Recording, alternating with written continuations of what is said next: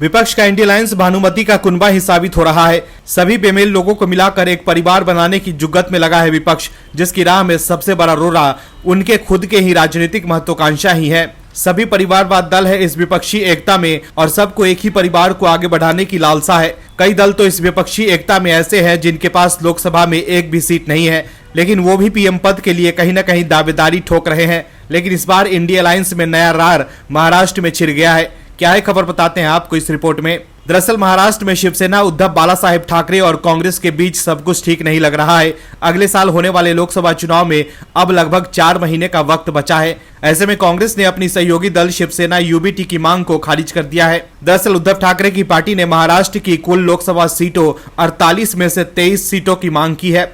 Shiv Sena UBT के सांसद संजय राउत ने कहा है कि महाराष्ट्र में हम टूट के बावजूद सबसे बड़ी पार्टी हैं। हम 23 सीटों पर चुनाव लड़ते आए हैं। पिछले चुनाव में हम इनमें से 18 सीटों पर जीते थे। इस बार भी हम इतने ही सीटों पर चुनाव लड़ेंगे।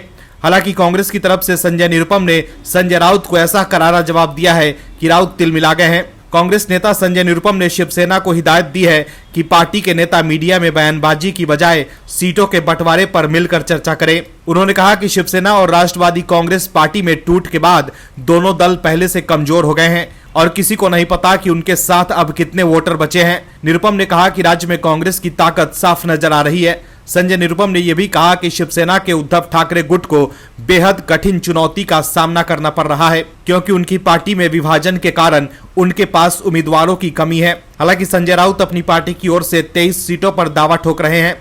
शिवसेना यूबीटी सांसद संजय राउत ने कहा है कि महाराष्ट्र में सबसे बड़ी पार्टी शिवसेना है। कांग्रेस एक राष्ट्रीय पार्टी है। हमारी बात कांग्रेस के बड़े नेताओं के साथ अच्छे रूप से चल रही है। हमने कहा है कि हम महाराष्ट्र में लोकसभा के लिए हमेशा 23 सीटों पर लड़ते आए हैं। हमने पहले तय किया था कि जो जीती हुई सीटें हैं उन पर बाद में बात होगी।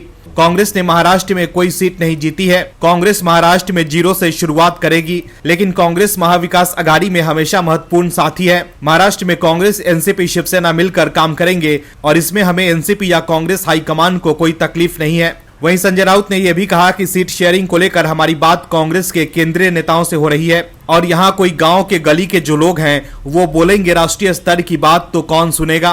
तो देखा आपने कैसे विपक्षी दल आपस में ही लड़ रहे हैं। पीएम मोदी के पास मजबूत राजनीतिक छवि और एजेंडा है जिसके साथ वो आगे बढ़ रहे हैं, तो वहीं विपक्ष के पास कोई मुद्दा ही नहीं है। Bureau report, OMH news. और भी वीडियोस देखने के लिए चैनल को सब्सक्राइब करें और बेल आइकन को दबाएं।